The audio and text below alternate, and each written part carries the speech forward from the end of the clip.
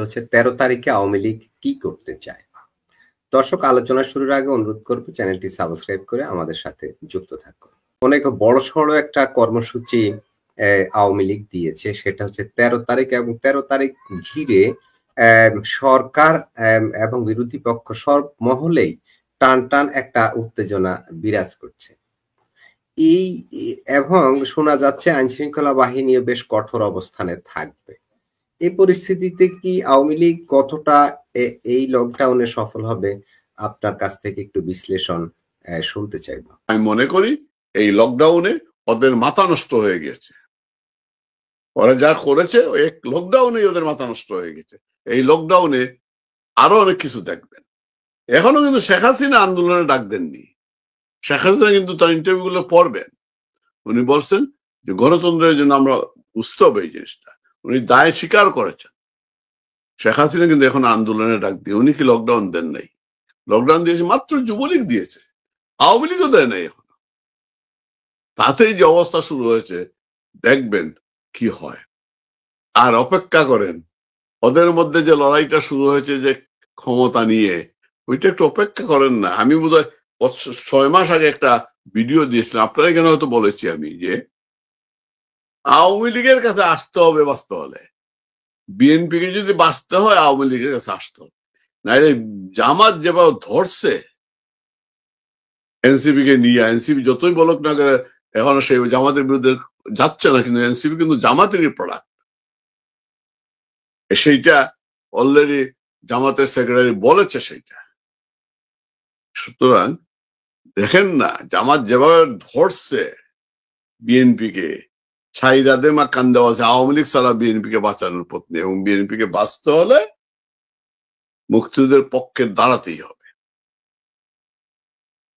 আশা করি আপনি আমার প্রশ্ন আবার মাসুদ ভাই ন্যায় হয়ে গেলেন। হ্যাঁ, আপাতত আমি রাখি, দেখুন উনার কথা শুনি। মুক্তিযুদ্ধ যারা আজকে দেশটাকে ডমিনেট করতেছে, দেশটা চালাচ্ছে, তারা কি এই দেশটাকে চায়? এই দেশ জন্মের সাথে তাদের কোনো সম্পর্ক আছে? এই দেশের জনগণের সাথে কোনো সম্পর্ক আছে? টিচার পিটাইতেছে, যাকে ইচ্ছে পিটাইতেছে। আমারে বলেন, যতগুলো রাজনৈতিক দল ক্রিয়াশীল, একটাও কি এই যে জিনিসপত্রের দাম বাড়তেছে, সমুদ্র বন্দর দিয়ে দিচ্ছে, এই আপনার বিমানবন্দর থেকে অস্ত্র চুরি হচ্ছে বিমানবন্দর থেকে, তারপরে আপনার বিভিন্ন জায়গায় অস্ত্র ধরা পড়তেছে। আমরা বলেন, এই রাজনৈতিক দলগুলো একটাও কি কোনোদিন একটা বিবৃতি দিয়েছে জনগণের পক্ষে? দেয় নাই। তাদের সামনে একটি মাত্র লক্ষ্য হচ্ছে ক্ষমতা।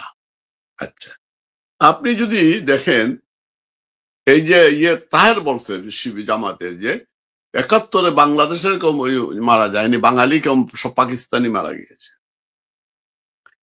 আরো অনেক কিছু বলতেছে ওরা ওদের বলার সময় ওরা বলছে। মুক্তিযুদ্ধের সময় ওরা কি মিলিশিয়া বাহিনী করেনি? আল-শামস করেনি? আল-বদর করেনি? রাজাকার করেনি? ওরা তো মিলিশিয়া বাহিনী করেছিল পাক হানাদের বাহিনীর পাশাপাশি। আজকে আসিফ মাহমুদ সে সরকার উপদেষ্টা থাকালীন সে তো ঘোষণা দিয়েছে সরকারের তরফ থেকে ৮,০০০ না ৯,০০০ ট্রেনিং দেওয়া হবে। তারা কি চাচ্ছে বিষয়টা?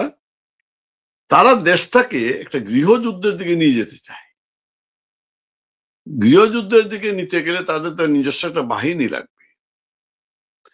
এরা যেভাবে জুলাই সন্ত্রাস সময় যেভাবে ওই আপনার স্নাইপার দিয়ে, হেলিকপ্টার দিয়ে বিভিন্ন মানুষ হত্যা করেছে, এরাই তো করেছে। তারাই আবার এটা করতে চাচ্ছে। এরা করবে, কারণ এরা উদ্দেশ্য এখন একটাই, মূল উদ্দেশ্যটা যাতে নির্বাচনকে হতে দেওয়া যাবে না। আমরাও নির্বাচন চাই না। কিসের নির্বাচন?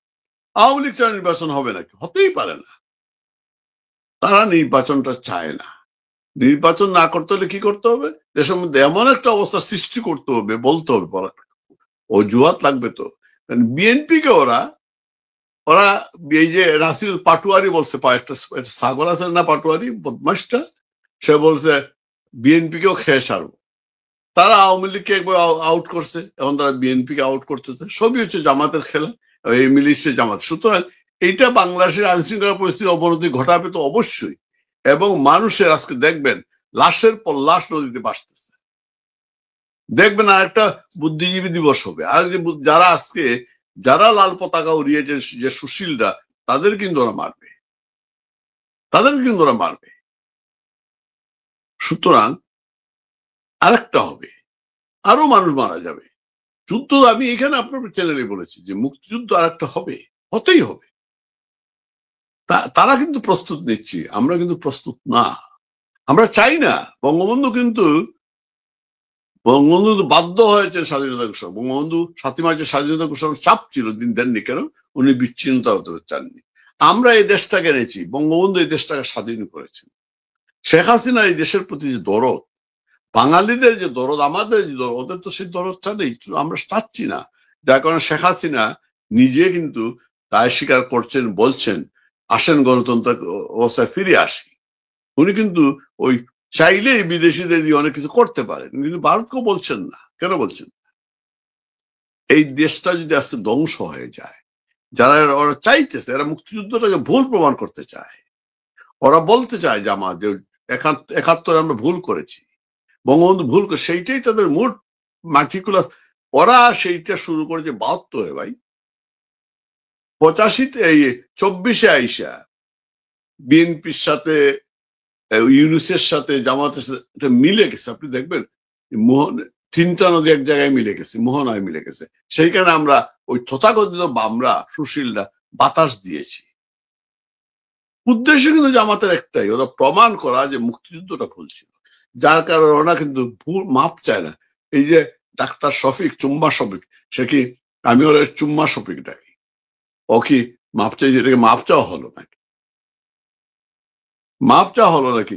দেখলাম তাহের না যে পারুয়ার বলতেছে যে জওরা, যদি তাহেরই বলছে, কে বললো যে না পারুয়ার, যে আজকে যদি আমাদের বিচার চাওয়া হয় তাহলে জিয়াউর রহমানেরও মুক্তিযুদ্ধ হত্যার জন্য বিচার চাইতে হবে। অবশ্যই জিয়াউর রহমানের বিচার হওয়া দরকার। জিয়াউর রহমানের সময় হাজার হাজার মুক্তিযোদ্ধাকে হত্যা করা হয়েছে। আমাদের অনেকেই এরশাদকে স্বৈরাচার বলে, জিয়াউর রহমানকে স্বৈরাচার বলে না। আমাদের সাথী আছে, বামরা অনেকেই আছে।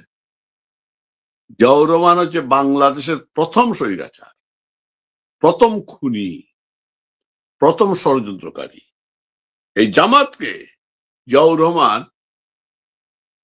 প্রতিষ্ঠিত করেছে, বিএনপির এনে পুষে তুলে নিয়ে এই পর্যায়ে নিয়ে এসেছে। এখন জামাত তাদেরকে সুবল দিবেই। সুতরাং এই মিলিশিয়া বাহিনী তো থাকবে, এদেরকে মোকাবেলা করে আমরা যেমন মুক্তিযুদ্ধের সময় যেমন আলবদর রাজাকার আসামদের মোকাবেলা করে দেশটা স্বাধীন করেছি, এরা থাকবে এবং সরকারি পৃষ্ঠপোষকতা থাকবে। এটা বিচিত্র কিছু না। তখন আমাদেরকে বাধ্য হয়ে প্রয়োজনে আমাদেরকে অস্ত্র নিতে হবে হাতে, দেশটাকে বাঁচাতে হবে, অস্ত্র আমাদের হাতে তুলে নিতেই হবে।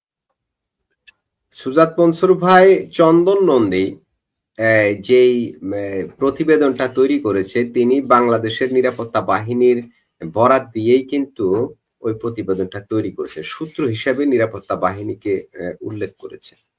ওইখানে আরো কি বলা হয়েছে সেটা হচ্ছে, বাংলাদেশ নিরাপত্তা বাহিনীর সূত্রে জানিয়েছে যে আসিফ মাহমুদ সজীব ভুঁইয়ার নির্দেশে সহায়ক বাহিনীর অংশ হিসেবে গড়ে ওঠা শত শত যুবককে পুলিশের পোশাক পরিধান করা হবে। অর্থাৎ এই এই এই লকডাউনের যে আন্দোলন, এই আন্দোলনটাকে দমানোর জন্য ঢাকার 9টি সেক্টরে সশস্ত্র সদস্য সহ মোট 6,829 জন কর্মী মোতায়েন করা হবে। তা কিভাবে দেখেন বিষয়টাকে? এটাকে আমি কোনো গুরুত্ব দিচ্ছি না। মনে রাখো, এগুলো আমি তো শুরুতেই বলেছি, আওয়ামী লীগ সুতের বিরুদ্ধে জানে না এই দেশটি স্বাধীন করেছে, ওইটা ভয় পেলে। আপনি কি শেখ হাসিনা ইন্টারভিউর মধ্যে কোথাও কোনো ভয়ের চিহ্ন দেখেছেন ওনার মধ্যে? বা এই বিচার 13 তারিখে কি হবে না, এগুলোকে আমরা পাত্তা দিচ্ছি নাকি? কিছু না। একটা বিষয় মনে রাখবেন, এই আইসিটি কিন্তু আন্তর্জাতিক আদালতকে জবাবদিহি করতেই হবে।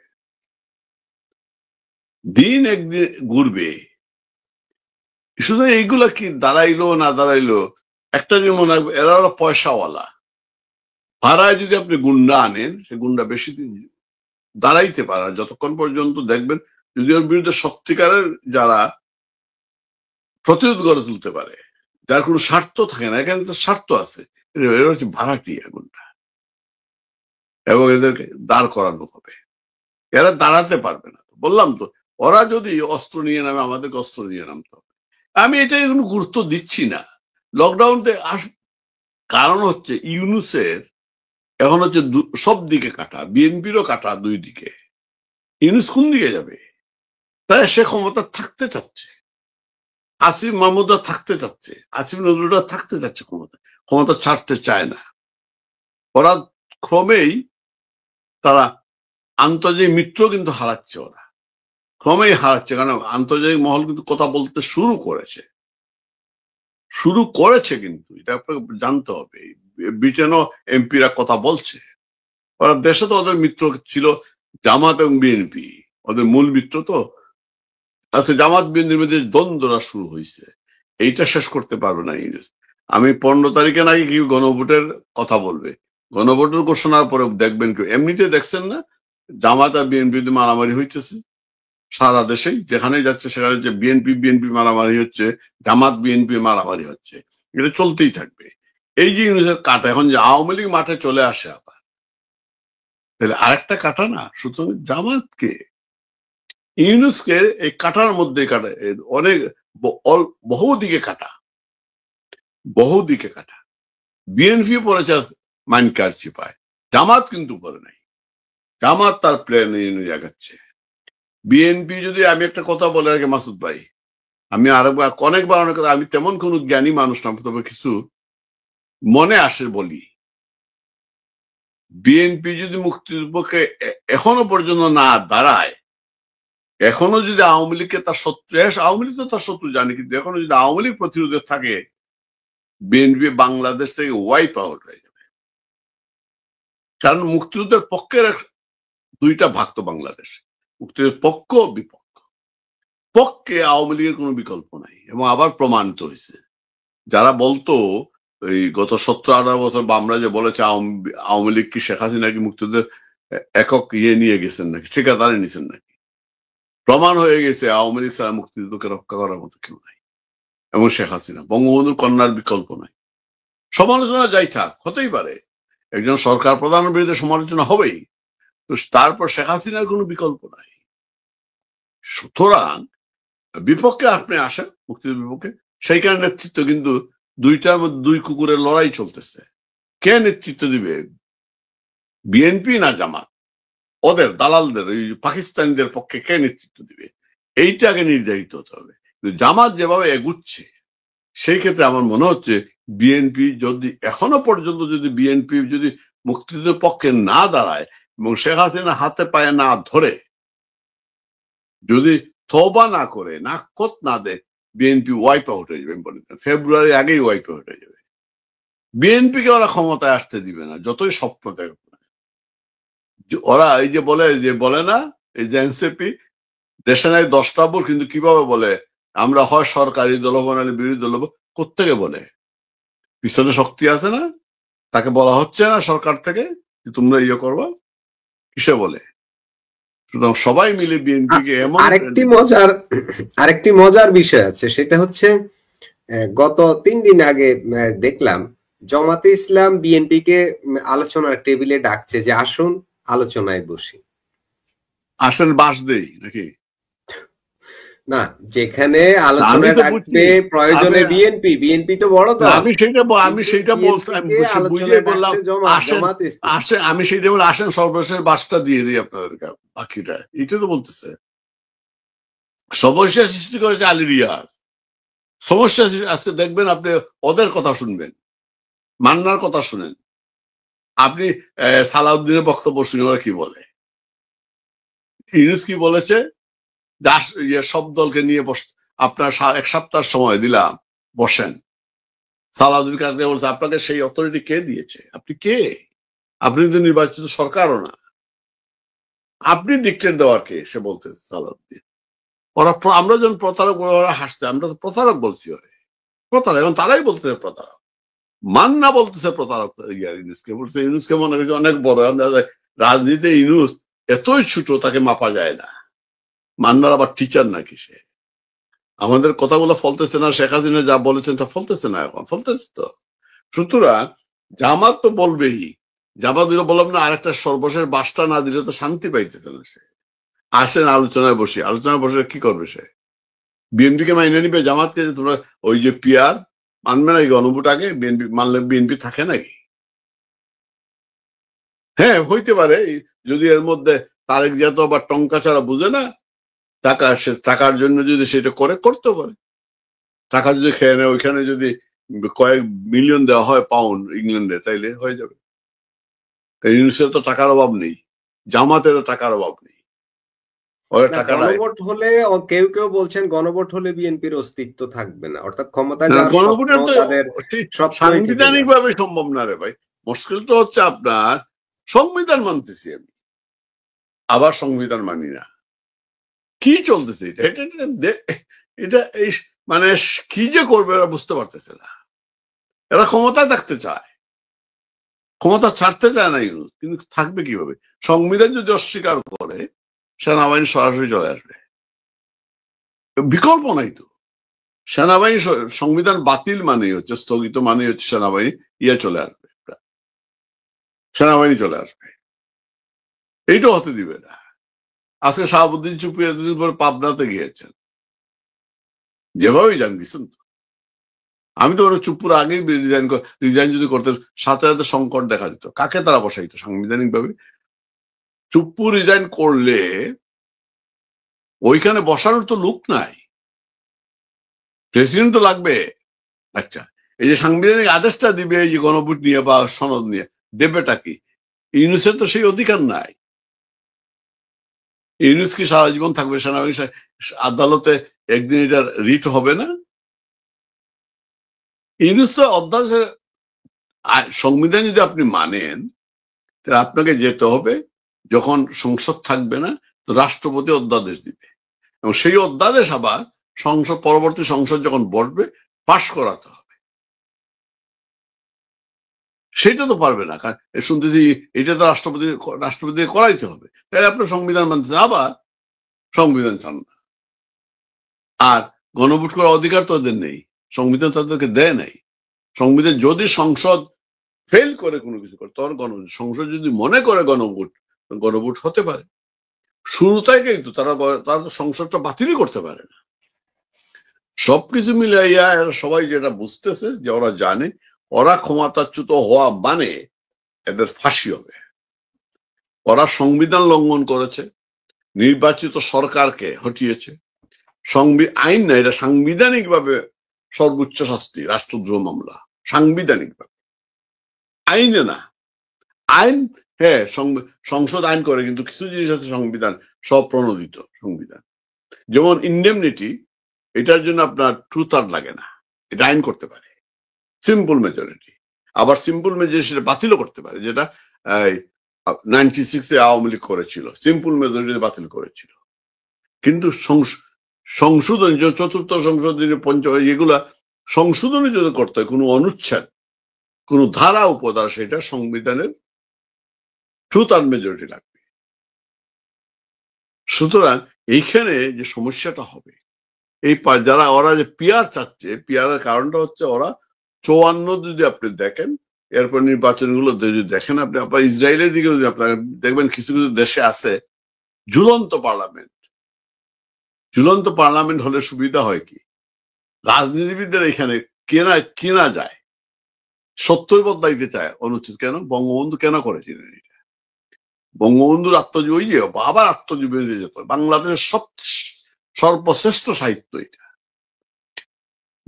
দেখা গেছে এই যে ইয়ার সময়, নাজিমুদ্দিন সোহরাওয়ার্দীর সময়, যখন মুখ্যমন্ত্রী নিয়ে একটা নির্বাচন হলো, তখন ব্রিটিশ আমলে, তখন এমপিদেরকে এমএলএদেরকে বঙ্গবন্ধুরা নিয়ে আসতেছেন, রাখতেছেন। হঠাৎ রাত্রে দেখা যায় এমএলএ নাই, কি বিক্রি হয়ে গেছে।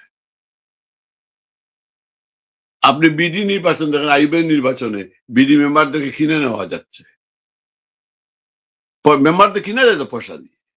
সে কারণে বঙ্গবন্ধু সেই অভিজ্ঞতা থেকে বলেছে, পার্লামেন্ট মেম্বাররা যদি ফ্লোর ক্রস করে, তাইলে সরকারের পতন হয়।